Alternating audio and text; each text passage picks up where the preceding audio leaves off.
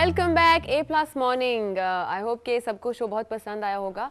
और आज हम मल्लिका तरन्नुम नूरजहान की 11वीं बरसी है, जिस तरह मैंने इंट्रो में बताया था। बट सिंस वो ऐसी एक हस्ती थी जिनको हर वक्त सेलिब्रेट करते रहना चाहिए हमें, तो है तो डेथ एनिवर्सरी और उस तरह से मगर बंदा गमगीन हो जाता है, मगर उनकी पर्सनैलिटी और ऑरा ऐसा था, और एवर स्माइलिंग फेस और प्यारी प्यारी उनकी बातें, और जिस तरह वो डीवा थी एक, तो हमने भी थोड़ी सी कोशिश की कि हम ट्रिब्यूट तो पेश करें मगर थोड़ा सा उनकी पर्सनैलिटी को सेलिब्रेट करें। इसलिए हमने उनकी इतनी बातें की, स्टोरीज सागर साहब ने इतनी खूबसूरत उनकी शेयर की हमसे, जो हमने पहले नहीं सुनी हुई कहीं। तो सर से पूछेंगे कि हाँ जी। मैं अर्ज करता हूँ जी जी बिल्कुल कथा कलामी माफ हाँ। कि जो अच्छी बात है जो हमने सीखा उनसे, जी मैं अपने ज़ाती बात करता हूँ। एक गाना था,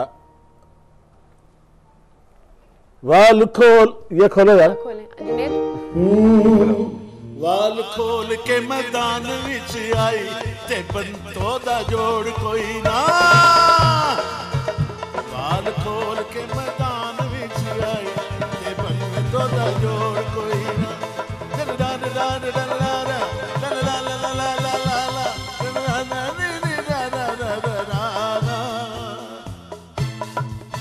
ओ वाल खोल के मैदान विच आई ते बंतो दा जोड़ कोई ना।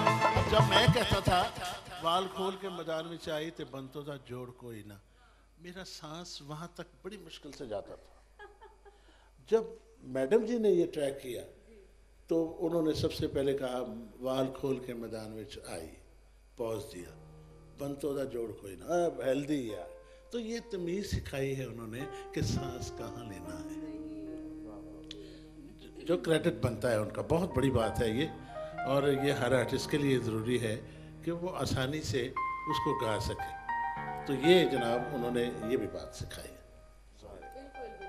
खूबसूरत बात है। और हम बल्कि सर से पूछेंगे कि आपको और कौन सी ऐसी एक होता है ना कि कोई आप रिलेट करते हैं, कोई स्टोरी होती है जो आप सबसे शेयर करना चाहते हैं, जो कोई और भी आप हमारे साथ शेयर करें। कोई मजेदार वाकया शेयर करें। मजेदार वाकया मैडम से रिलेटेड, क्योंकि उनका ह्यूमर तो बहुत फेमस था। हाँ। और वो बड़ा मजाक भी करती थी सबसे। तो आपसे कभी उन्होंने मजाक किया? मतलब आपके साथ तो काम भी बहुत किया। तो वो बेइंतहा अदब की जगह थी, हमारी क्या जरूरत थी उनके सामने। तो नहीं उन्होंने आपके साथ मजाक किया, मैं ये नहीं कह रहा आपने मजाक किया, या आप हो और किसी से किया। नहीं, वो जरूर आप जब अपनी मौज में होती थी ना, तो कोई ना कोई बात जरूर करती थी और खूबसूरत बात करती थी। ऐसे नहीं, वो बड़ा खुश नसीब है जिससे वो बात भी करती थी, मैं तो समझता हूँ। मेरा ख्याल है कि सबसे बड़ी बात है कि जिस आर्टिस्ट में सेंस ऑफ ह्यूमर ही नहीं है, वो आर्टिस्ट क्या होगा, वो नहीं हो सकता। और सबसे बड़ी मैंने लोगों को देखा है कि वो बात करते हैं और खुद ही हंस पड़ते हैं।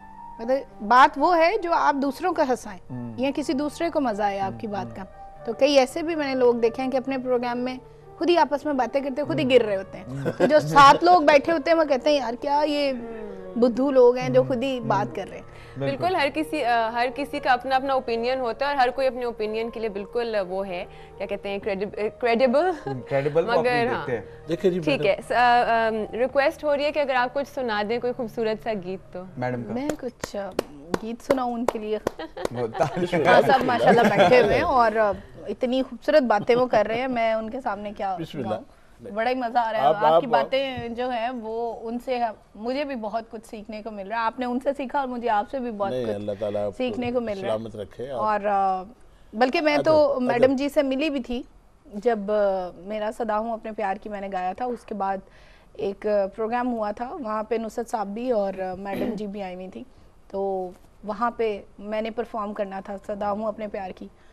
तो मैडम जी बैठी हुई थी और मैंने फर्स्ट टाइम उन्हें देखा था। तो मेरा भी आज से कोई 13 साल पहले की बात है, या शायद इससे ज़्यादा हो मे बी, लेकिन मेरा ख्याल है कि 13 साल पहले की बात है। तो जब मैंने पहले तो मैं घबरा ही गई कि मैं कैसे गा सकती हूँ उनके साथ और सामने, और इतनी बड़ी पर्सनालिटी है। तो उन्होंने कहा नहीं तुम गाओ। तो मैंने जब गाया तो मैं गा के बैठ गई। तो हम लोग नुसरत साहब के घर चले गए।